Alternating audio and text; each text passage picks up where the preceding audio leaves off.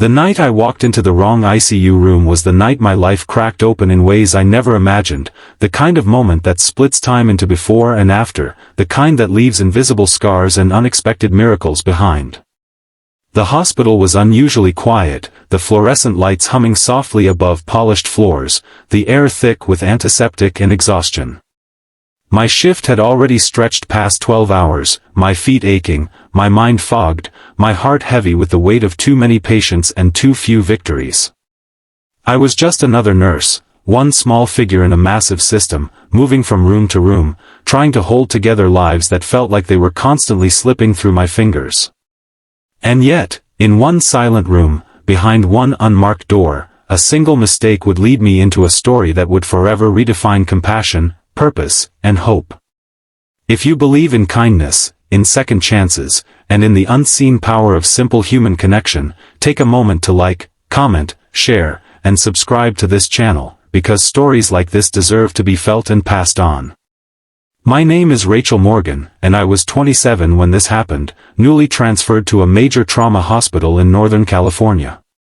I had dreamed of being a nurse since I was a child, inspired by my mother who spent her life caring for others, but no dream prepares you for the relentless pace and emotional strain of intensive care. On that particular night, the ICU was overflowing. Alarms beeped in scattered rhythms, ventilators hissed, and exhausted staff moved with practiced urgency. I was assigned to check on a patient in room 317, but fatigue blurred my focus, and I stepped into room 318 instead, a dim, nearly silent space with a single bed in the center. Lying there was a young woman, pale, motionless, her chest rising and falling with mechanical precision. Her chart, clipped quietly to the side, revealed her name, Hannah Brooks, age 24. Admitted after a severe car accident, in a deep coma for nearly 3 months, with no listed family or visitors. There was something unsettling about the stillness of that room. Unlike others, it felt forgotten, abandoned, as though time itself had slowed there. Machines monitored her vitals, but no flowers, no cards, no photos sat by her bedside. No one had come to see her in weeks, according to the notes. A wave of sadness rolled through me. I adjusted her blanket, checked her and almost left, but something stopped me. Growing up, my mother had always told me that even when someone cannot respond, they can still feel. That words, voices, and music have a way of reaching places we cannot see. I don't know why, but I began to hum softly, a lullaby my mother used to sing when I was afraid as a child. My voice trembled at first, then steadied, filling the quiet room with gentle sound. I sang not for hope of a miracle, but because no one should lie in silence, unseen and unheard. From that night on, I began stopping by Hannah's room at the end of every shift. I would sit beside her, talk about my day, describe the sunrise, the taste of bad cafeteria coffee, the silly things my coworkers said, and I would sing. Sometimes it was hymns, sometimes old folk songs, sometimes soft pop melodies I barely remembered. I told her about my struggles, about how overwhelmed I felt, how afraid I was of making mistakes, how lonely the city sometimes felt. In that quiet space, with only machines and dim light for company, I felt strangely understood, as if she were listening in ways I couldn't comprehend. Weeks passed, then months. Other patients came and went, some recovering, others not. Hannah remained unchanged, suspended between life and something else. Many staff had quietly accepted that she might never wake. But I kept coming. It became my ritual, my secret promise. One night, as winter rain lashed against the windows, I sang longer than usual, my voice breaking as exhaustion and grief poured out. I remember whispering that she was not alone, that someone saw her, that she mattered. I squeezed her hand, gently, then stood to leave. And that was when I felt it, the faintest pressure, barely more than a twitch.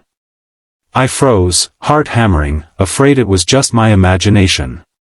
Then it happened again, unmistakably, her fingers tightening around mine. Chaos erupted within minutes. Doctors rushed in, machines were adjusted, tests ordered. Hannah's eyelids fluttered, then slowly opened, revealing confused, unfocused eyes that blinked against the light. She tried to breathe on her own, coughed weakly, and let out a hoarse sound that might have been a word. I stood frozen, tears streaming down my face, barely aware of the whirlwind around me. Against every prediction, she was waking up. Over the next days, her awareness grew, her movement stronger, her responses clearer. When she could finally speak, her first coherent words were to ask who had been singing. Hannah's story unraveled in fragments. She had grown up in foster care, bouncing from home to home, never truly belonging anywhere. By the time she was 18, she was on her own, working 2 jobs, trying to survive.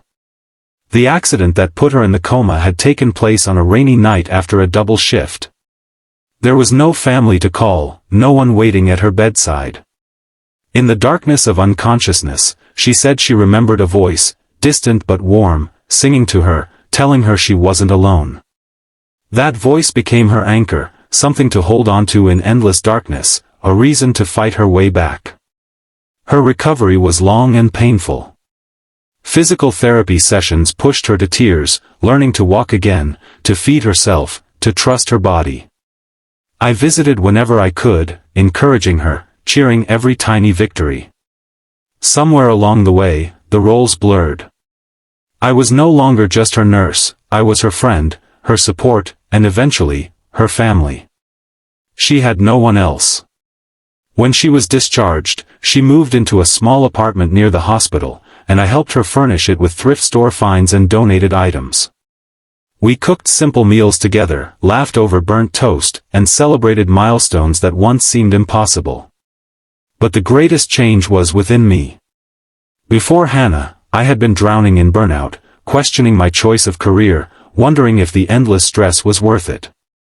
Through her, I rediscovered why I became a nurse in the first place. I saw how small acts of kindness could ripple outward, changing lives in ways no medical procedure ever could.